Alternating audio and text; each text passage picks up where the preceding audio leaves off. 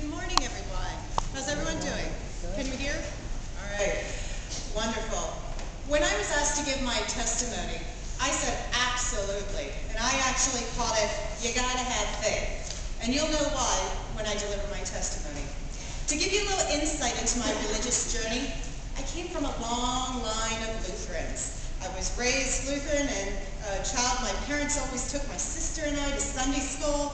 And my parents did everything that they were told to be considered to be good Christians. However, as we got older, we went to church less and less, and we always ended up fighting for the bathroom and getting into each other's way as we got ready for church.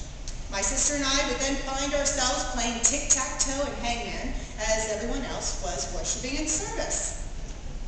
Yeah, a lot of little chuckles, so I hear some of you actually probably do the same thing. But what happened, though, is one thing that we did do was sing songs. But that was only because it would be a little too obvious that we weren't paying attention. And heaven forbid we would shame our parents in church. So, it wasn't until I called off a marriage in 1998 and navigated through another tough breakup in 2001 that I had some soul searching to do. What was my legacy? I found myself praying, and not only in church, imagine that, but as a result I began to attract wonderful things, people, situations into my life. I replaced everything negative with anything positive. And wow, that was a magical journey in itself. The words karma, law of attraction, gratitude, abundance, it all became a part of my everyday vocabulary. The world and all I had to offer just began opening up to me. But then I had a horrible experience with my pastor in a former church. Let's just say her behaviors weren't quite Christ-centered. So I felt myself becoming disengaged again. And I'm like, I can't let her behaviors ruin my spiritual journey and write off church altogether. So thankfully, I was married to a wonderful man. And the exact man I prayed for back in 2001 and met 4 months later. And also we have a wonderful son together as well. So having said that, I knew I couldn't afford to lose my faith. So I approached my journey through a fear not lens. I knew that God had a plan for me.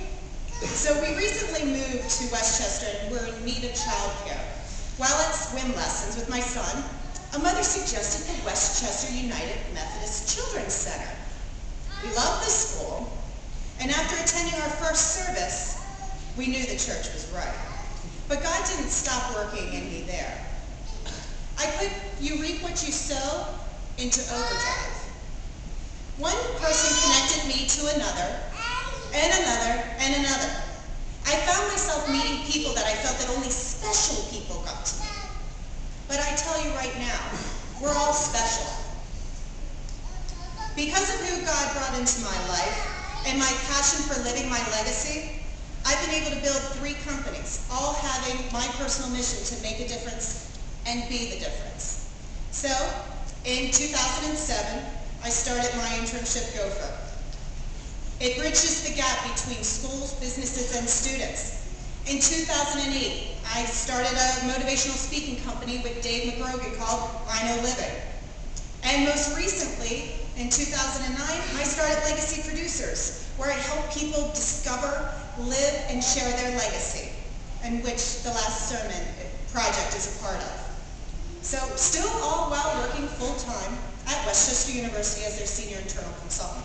Now, if that's not God working in me, I don't know what is. So because God poured his strength into me, the people and the opportunities he presented, and my husband's wonderful willingness to hold down the fort and be a wonderful role model for our son, I've been able to affect positive change in people throughout the world. God has shown me that the sky is not the limit, the sky is only the beginning.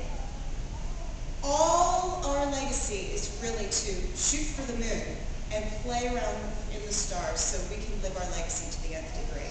So, I welcome you on that journey with me. The Last Sermon project is starting January 7th, and it's your opportunity to discover, share, and produce your legacy. no matter what age you are, no matter what stage of life you are, because we all live our legacy, for better or worse. So I hope you join me and 10 other members of this church this week, and keep your faith alive, and live your legacy to the nth degree, because that's all what we're here to do. So lead on, everyone.